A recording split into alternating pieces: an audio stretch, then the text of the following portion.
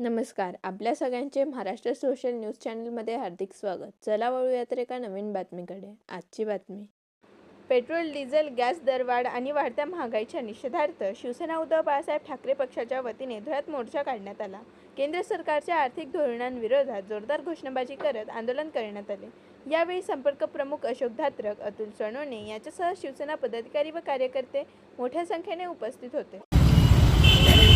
गेल्या 10-12 वर्षापूर्वी हे भाजपचे सरकार किंवा भाजपमधले नेते हे असं वक्तव्य करत होते, ज्यावेळेस रुपये हा डॉलरच्या किमतीमध्ये 60 रुपये होता. 60 रुपये होता त्यावेळेस यांनी असं म्हटलं होतं की जे देश का रुपया गिरता है उस देश की प्रतिष्ठा गिरती है.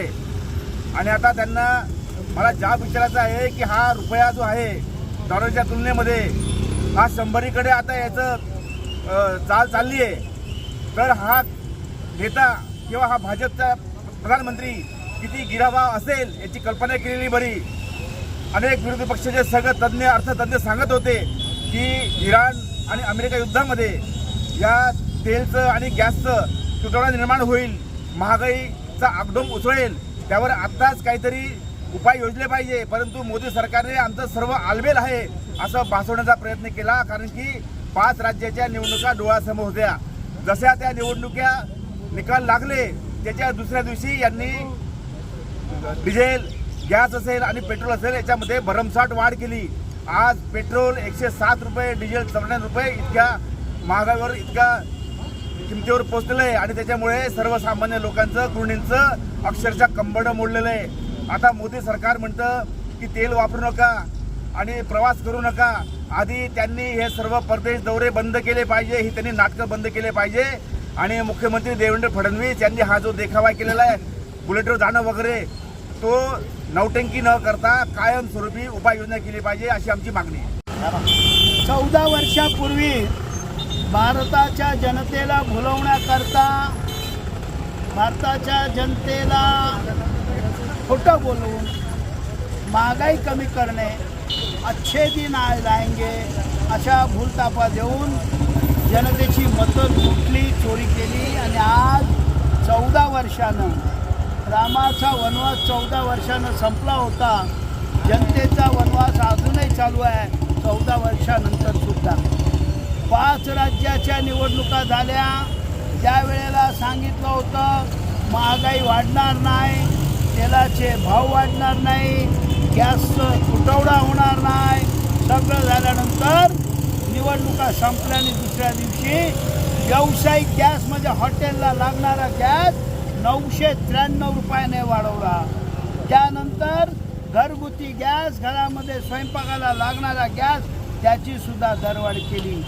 3 दिवसापूर्वी डिझेल आणि पेट्रोल याच्यामध्ये पुन्हा वाढ केली आहे. अरे ही टेस्ट केस आहे, ही भारतीय जनतेची नाडी तपासतायत. याच्यामध्ये किती विरोध होतोय.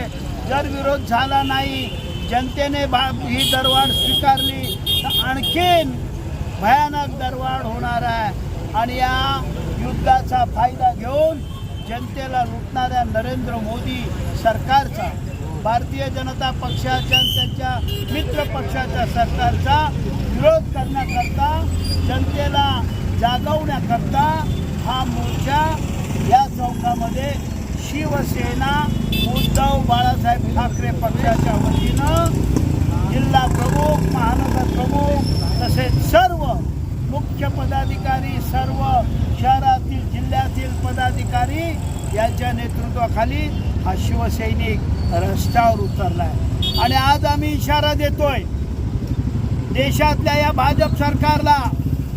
त्याचबरोबर या धुळे जिल्ह्यातला आमदार असेल, या धुळ्यातला जिल्ह्यातला भाजपाचा पदाधिकारी असेल, या सगळ्यांना आम्ही इशारा देतोय, अरे डोकं ठिकाणावर आणा, नाहीतर तुमचं डोकं फुटल्याशिवाय, ही फोडल्याशिवाय जनता स्वस्थ बसणार नाही.